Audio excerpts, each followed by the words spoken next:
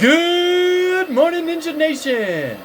Sandy C is back with some uncommon sense. I'm talking fire, death, destruction, and you're going to be paying more at the fuel pump.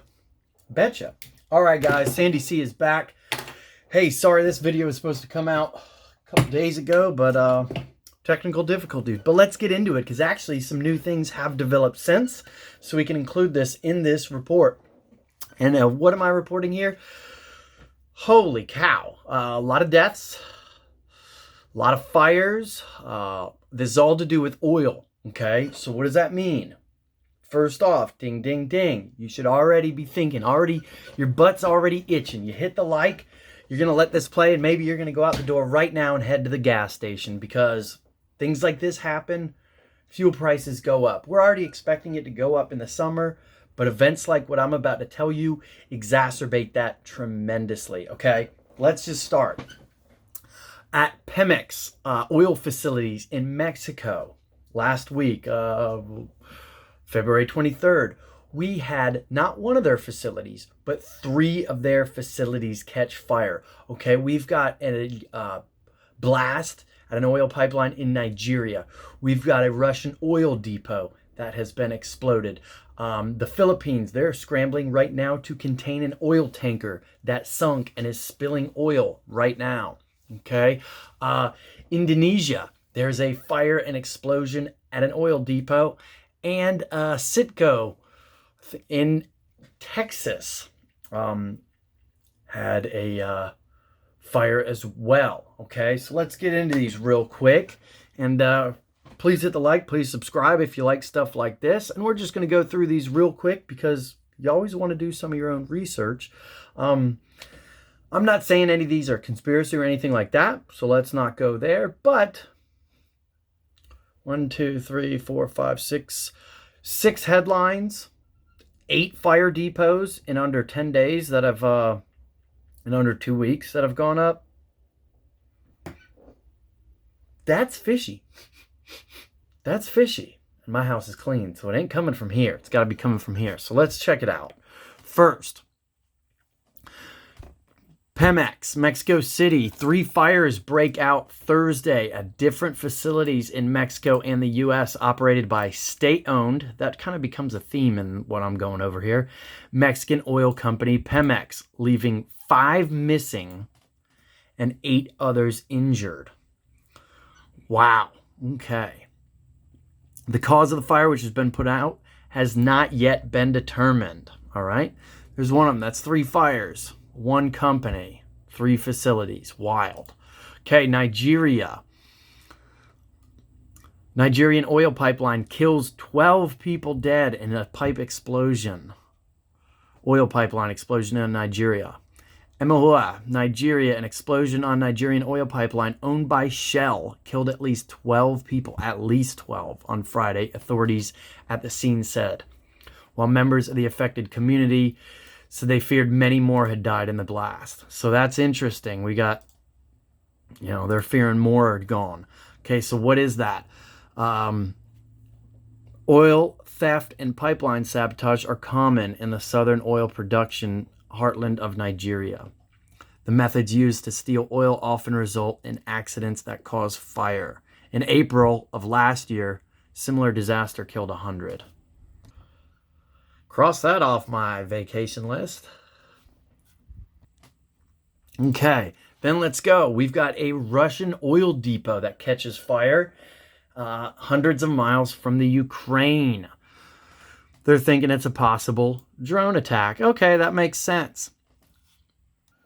But either way, if it affects supply, that affects price. Demand is the same. Supply goes down. Price goes up. Basic supply and demand, people. Okay?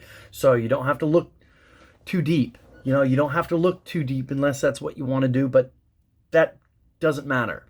The point is, we're losing oil. We're vaporizing it. Okay? We're just deleting supply. Demand's the same. That means prices will go up sooner than later. I recommend you now, top off your tanks. Get an extra 5-gallon or 2.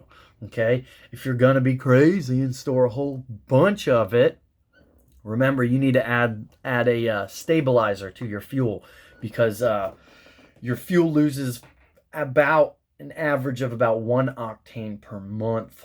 Okay, it's also susceptible to water ingress and other stuff like that. So let's get back to it. We've got more people. Crazy.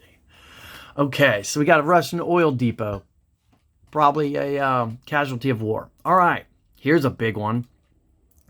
Philippines scrambled to contain an oil spill and locate the sunken fuel tanker. That's right, the tanker went down.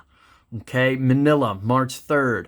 Environment and disaster let's start again. Environment and disaster authorities in the Philippines rushed to contain an oil spill on Friday from a sunken fuel tanker that has reached coastal towns on a large central island, warning of dangers to marine ecosystem if more oil leaks. The tanker, MT Princess Empress, okay, there we go, was still missing on Friday after sinking en route to Iloilo province, carrying about 800,000 liters or 211,000 gallons of industrial fuel oil.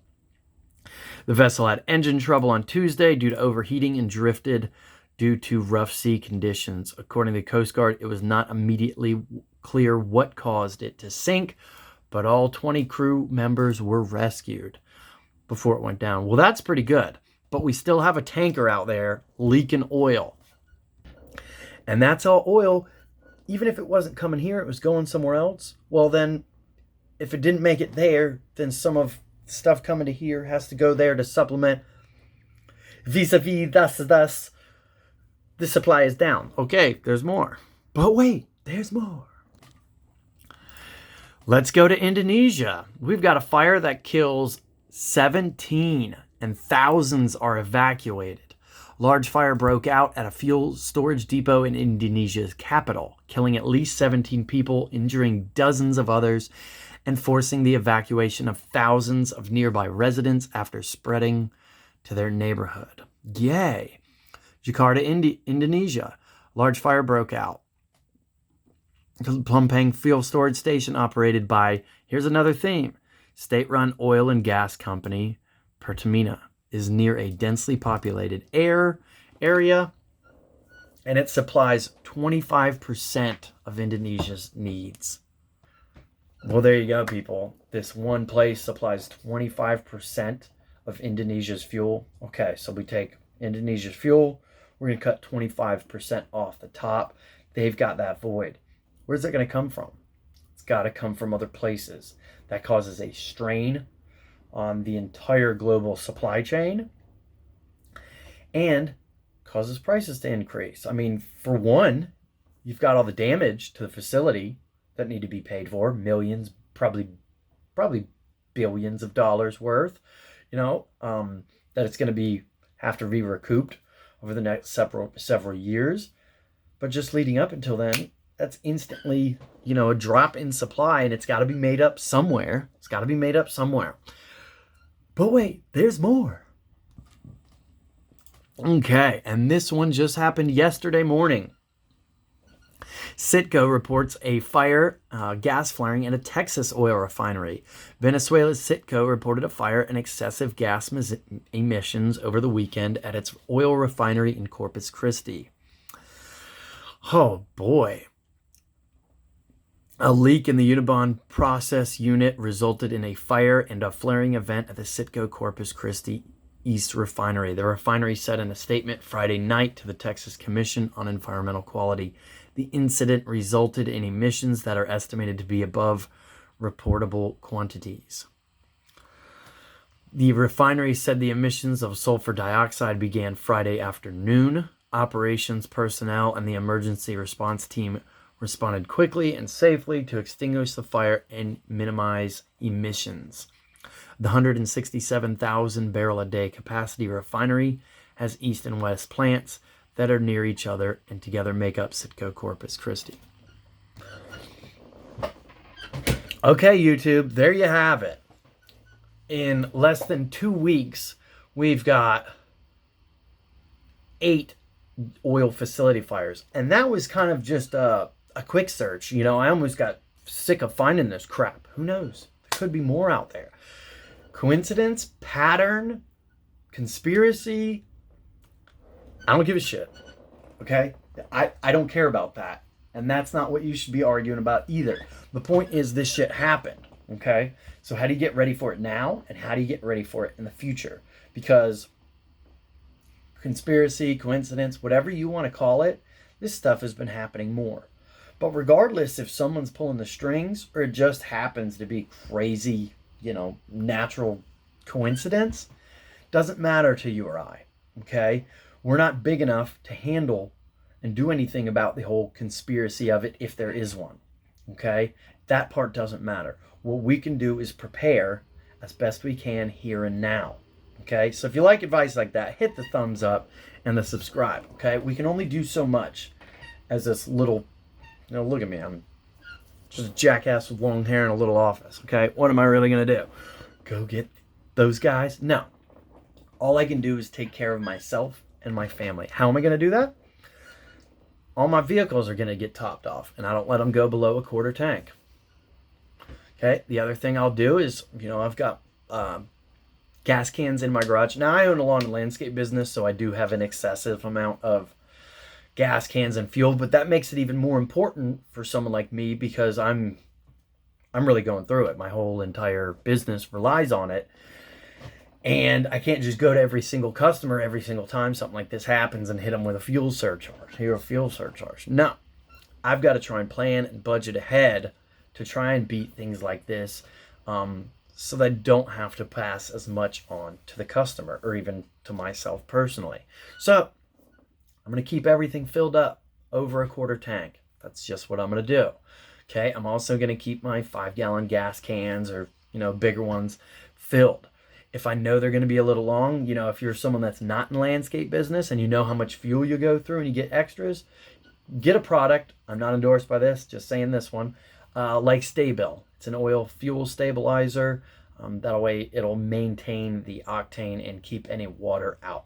Okay, Ninja Nation, please like, please subscribe. Check this stuff out. If you want to do deeper research, use, I don't know what to use. Okay, to stay off the grid, I don't know what to tell you to use because, DuckDuckGo recently was sold. So they're not as secure as they used to be. However, if you want to share this stuff and get it out, use Google. Okay, that's the time to use Google. Yes, we don't trust them. We don't like them. They are the enemy. Don't get that wrong. But most of the people wearing blinders, that's what they're using. So if the rest of us are using it just to search this stuff, just to show us, hey, this is important, other people should be looking at this too, we're going to wake up some people wearing blinders because they're going to see it on Google where they see it. Okay, they're not the ones digging like we are. So think about that as well. All right, guys, that's your update. And Sandy C hopes you have an awesome day.